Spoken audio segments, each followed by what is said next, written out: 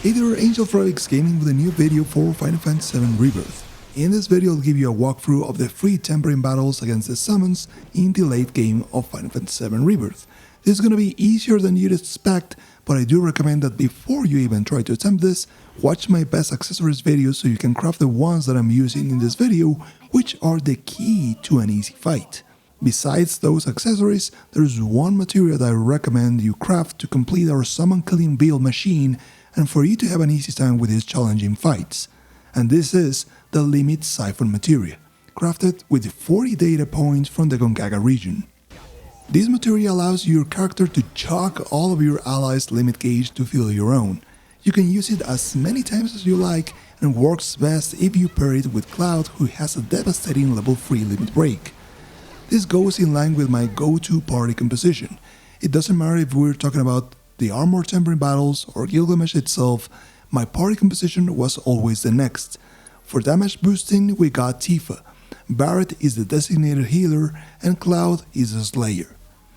To make sense out of this, here is the equipment that I use for each character. I'll talk about the materials later for each fight.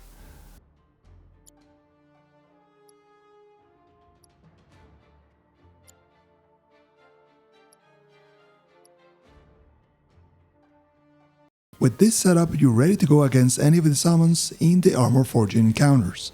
So let's start with the fights. The order I recommend to attempt this is the following: Kujata and Phoenix, Odin and Alexander, and finally Bahamut and Titan. Let's start with some general tips that apply to all of the fights. First and foremost, the HP of your party. Barret always has to come to a rescue because of how consistent the enemy attacks will be. Use the overcharge ability to quickly fill your ATB bar and cast Curaga with Magnify to bring back everyone to top shape. You'll probably run out of MP constantly, so pack a bunch of ethers or use a pre-materia if you're in a pinch. Second, practice your 300% stagger with Tifa to ensure that you're making the most out of the damage windows while the enemies are staggered. For a full breakdown on this, watch this other video right here. Third, use Cloud's Limit Siphon ability to fill your own limit break bar to constantly unleash your limit break on the weakest summon. More on that later. This will help pressure it very easily. Don't make the obvious mistake of waiting for the stagger phase to unleash the limit break, unless you're almost there, because you'll be losing a lot of damage windows or pressuring opportunities here. The limit gauge bar should fill relatively quickly thanks to the draconic rings, so remember, siphon and use limits as soon as you can get the opportunity to fill your bar. Now, up to the first fight with Kujata and Phoenix. Here's the materia and gear that I use for this fight.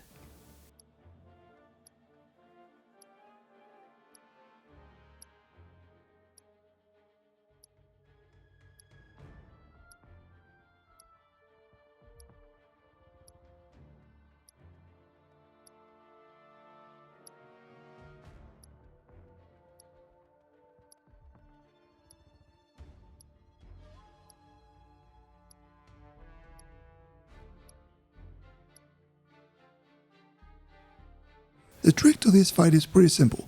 You need to focus on Kujata because Phoenix is immune to any attack as long as Kujata is alive. So focus all your damage against the elemental doggy, and when you defeat him, Phoenix will revive it. Then defeat him again on a second time, and Phoenix will be vulnerable to all incoming damage and the fight will be over in no time. That's it, easy peasy. After completing the Kujata and Phoenix fight, there's an extra material that you will need to craft with Chatley to make things even easier, and this is the Limit Support Materia. After defeating any of the free armor tempering battles, you get the chance to craft this materia. Do it! It is a game changer and makes the rest of the fights even easier. What this baby does is it transfers any limit gauge gain from the character that has it equipped to your allies automatically. So, when I equip it with Barret, who has the enhanced draconic ring and has a big limit gauge fill-up rate, this goes directly to Tifa and Cloud, and with this, Cloud only has to do one limit siphon to fill his limit break. This will make you land limit breaks back to back and make the fights 10 times easier, so don't forget to create this materia with Chatley after your first win. And with this clear, let's move on to the second fight. Odin and Alexander. Here's the materia and gear that I use for this fight.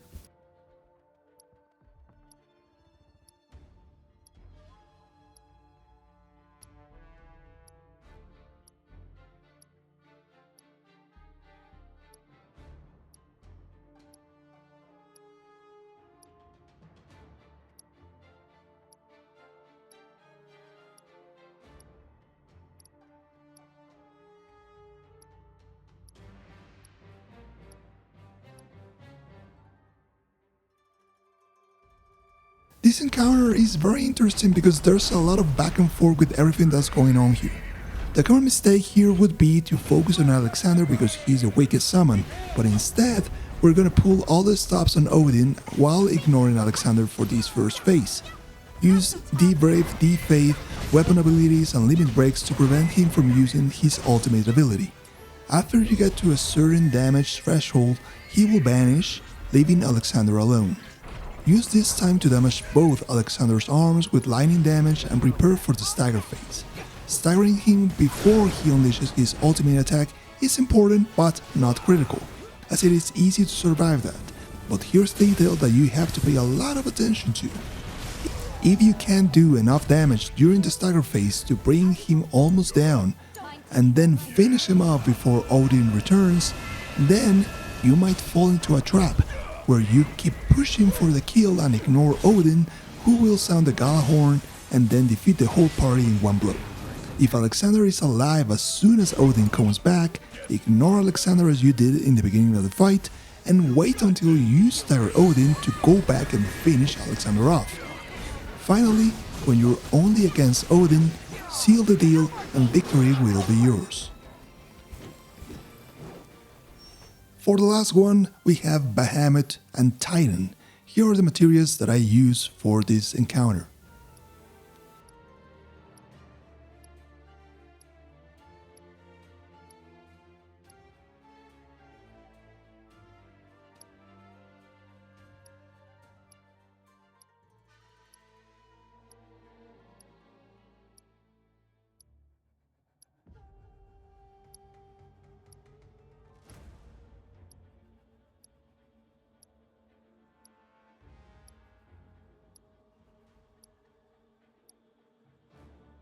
This fight looks more intimidating than it actually is in practice. The strategy here is to focus on getting rid of Titan, and when that's done, go against Bahamut. Both of them will be covered with a weird aura that grants them buffs. Use your weapon abilities on Titan's aura to pressure him. Once the aura is gone, it will not grow back. Use wind magic against him for some good elemental damage until you can stagger him and finish him off.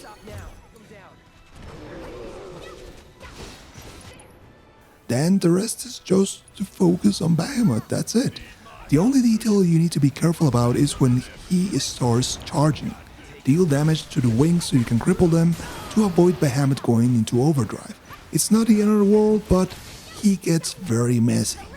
Just remember to rely on your limit Siphon to pressure the summon with the limit breaks and deal heavy damage when he's staggered. If you follow this advice, I'm pretty sure the fight will be over in no time. And that's it, those are the 3 armor tempering battles that you need to complete. Be sure to check out more Final Fantasy 7 Rebirth videos that I will be uploading to his playlist right here as I progress with the game. But for now, I hope this was useful, thank you for watching and keep enjoying the game.